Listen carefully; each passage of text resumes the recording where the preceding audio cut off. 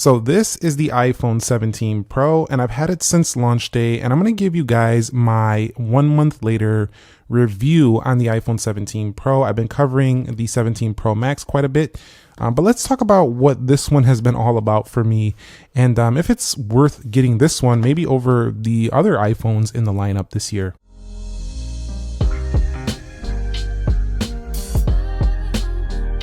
So what is up, guys? Nick here, helping you to master your technology, and let's just go ahead and begin by talking about the price.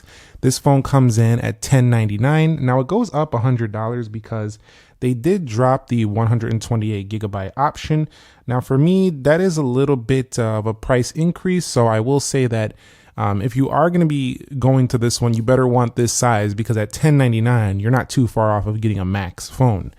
So this better be the size you really want, but of course you do have a return period. If this ends up being too small, you want to go up in size, but it generally feels rather similar in terms of the size to the 16 Pro of last year. But talking about this body and the build here, this comes in at 206 grams. It actually is a little bit weightier than last year's phone. That's mostly due to a slightly larger battery on board.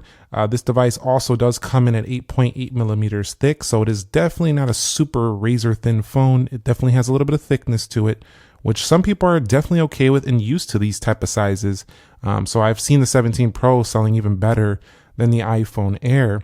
It also has a ceramic shield front glass at 6.3 inches, and on the back it is aluminum with a two-tone design. I do really love this silver. It's just so classic right here.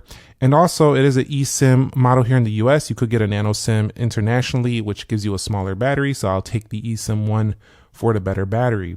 IP68 dust and water resistance, and overall the design is generally definitely different looking than last year's iPhone 16 Pro, which was just a little bit more simple with titanium build on board, but they did move the camera, LiDAR, as well as the flash over to the right, because it does have that plateau now.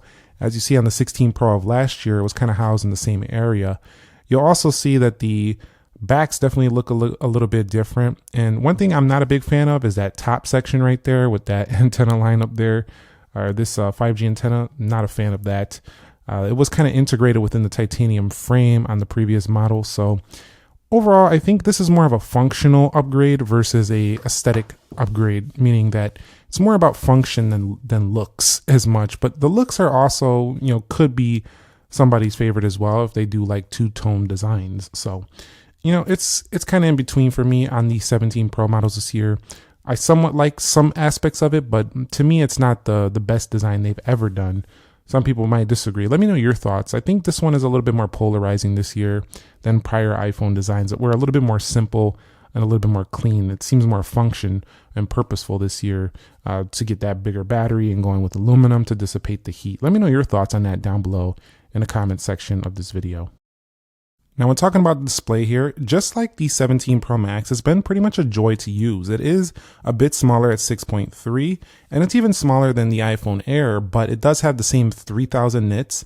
It does have those razor thin bezels over there, but they didn't really change the dynamic island size. So if you do go with an older iPhone this year, saving a little bit to go with maybe a 16 Pro, it's going to be nearly identical, but 3000 nits is noticeable outdoors.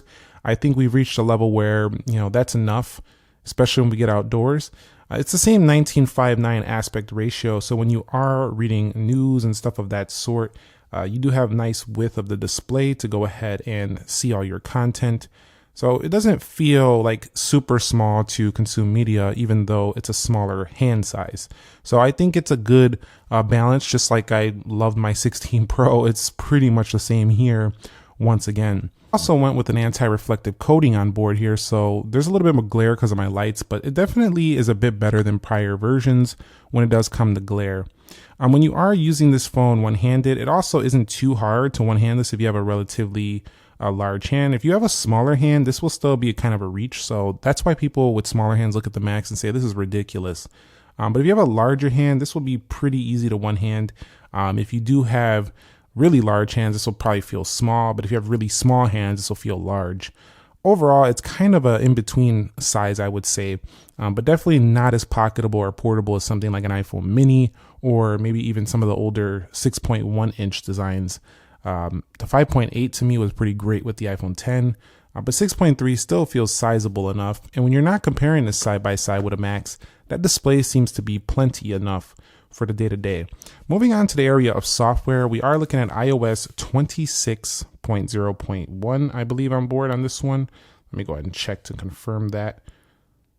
And give this a second. Yeah, 26.0.1. They're working already on the dot releases, but if we go ahead and go to customize, the new clear icons is one of the biggest changes available, as well as the icon just looking a little bit different here with the liquid glass design. Once you get used to the liquid glass design, you're going to start to see these UI elements across iOS, and it seems to be running pretty smooth here on the iPhone 17 Pro over the past month. But I will tell you that I've still ran into a few animation glitches and stuff, so it's not absolutely perfect here for my iPhone 17 Pro. But definitely, I like that fly-in animation right there. That's pretty nice. And overall, I do think this phone right here has been really a solid option for those of you who do want smooth software that looks pretty polished with an overall optimized design.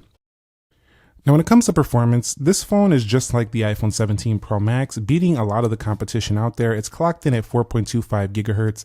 And I think one thing that's underrated for the future proof of this phone is that it has 12 gigabytes of RAM. This is going to allow this phone particularly to last even longer than some of the other iPhones in the lineup.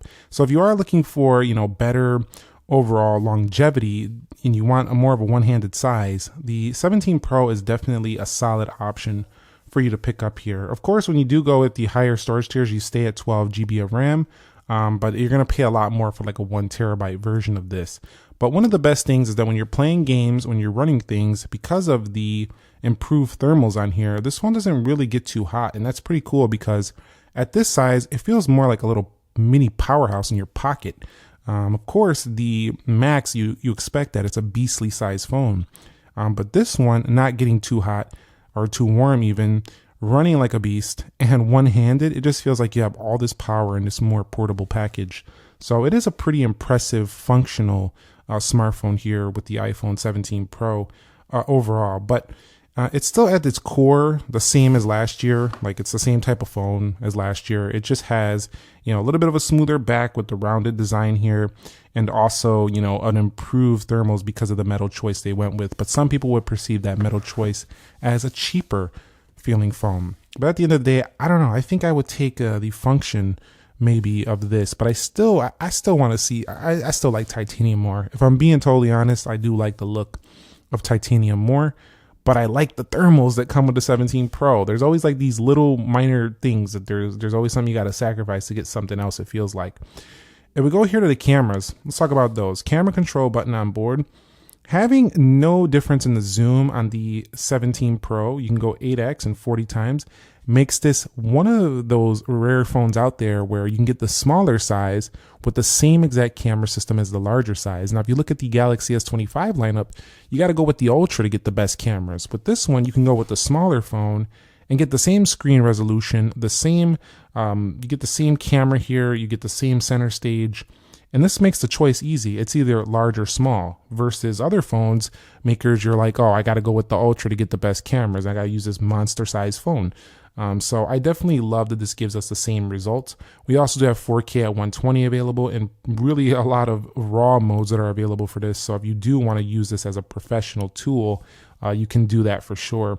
The only thing is I prefer the Max as a professional tool, and the reason being is because even though this is capable of those same Pro RAW and resolution controls, I'm going to be framing video on a tripod. I want the biggest screen. So for me, this would probably be more of the photographer's Pro iPhone, and I would pick the Max for videography as the Pro iPhone. But at the same time, this can still do the same video. It's just you got to deal with a slightly smaller screen size when framing those professional video and photo shoots for this phone. But triple 48 megapixel means everything on the rear of this camera does stay pretty consistent. So I don't care if you're taking a photo on 1x, 2x, 4x, even the ultra wide, everything looks juicy. It looks super consistent. It doesn't even look like you changed lenses. It just looks like you zoomed in on one really crisp lens because they all kind of match up very well. And of course, that front-facing camera on this phone with that center stage ultra wide has made this a game-changing feature for slab smartphones. So Cameras are an absolute stunning choice here. If you go with the iPhone 17 Pro, it's been phenomenal. I want to move on to talking about the battery life now. So the battery on the iPhone 17 Pro has been, it's been a pretty solid battery life. It's definitely better than the iPhone 16 Pro by like maybe an hour, but it's nothing like as good as the 17 Pro Max because it has a smaller battery on board. We are looking at 4252, but that's actually a pretty sizable battery for this size of a phone. So you are going to notice an upgrade over the prior version. Again, I'm talking like maybe an hour to an hour and a half I found better over my 16 Pro, and I already thought the 16 Pro was good enough for this size of a product. So I don't really find myself having to use low battery mode too much on this phone. So that's a good thing that lets you know that there's enough juice to keep this thing going whether you're on low power mode or not. So that's all I got to really say about the battery life. The phone lasts a solid full day. It's not max level, like it doesn't go day and a half, almost 2 days for me. It's about a 1 full day easy heavy phone, whereas the Max is closing in on 2 days heavy. So that's how I see it, and it's kind of the similar choices every year. You're going to always sacrifice a little bit of battery over the Max when you go with the smaller phone. It's just physics. It's got a smaller size. This is all there is to it.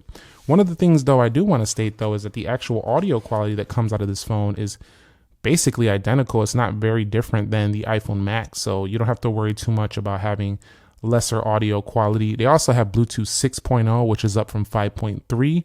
Also, you have 6E, Wi-Fi 7, so really good connectivity on board for this phone. And also the Type-C 3.2 means that this phone's ability to transfer files via this port right here is going to be quicker than the base 17. So this is a solid overall pro phone, and not only the camera, the battery life, the actual transfer speeds are strong, the network speeds are strong, and the phone call quality itself has been pretty solid as well, with that louder speaker performance, but also good reception strength. I took off my eSIM right now to go back to the Max, but during testing of this one, I found it to be very, very strong, just like the Max. So let's go ahead and talk about a couple other things you get. You get yourself a action button. You get yourself the camera control, which to me, some people thought was going to go away, but I love the camera control. Once you get used to it, you don't want to go back because you can just use this as a camera. Now, I do find myself not really needing the camera control for anything more than just, using it as a shutter key. But even then, it feels like a little camera, like an actual camera with that. So I love the camera control for that reason. And if you haven't had one of the newer iPhones prior to the 16, you're on one of those, this is going to be a nice jump for you. So let's go ahead and wrap it up here a month later. I think I covered most of what I wanted to cover. This phone is an impressive product. It is. It does have triple consistent cameras. I love this classic silver here for this phone. It's a really nice, smooth back design. So when you hold this phone in the hand, it feels very comfortable to hold. While it is heftier, it gives you some weight to it. I think that trade-off is worth it for the battery life.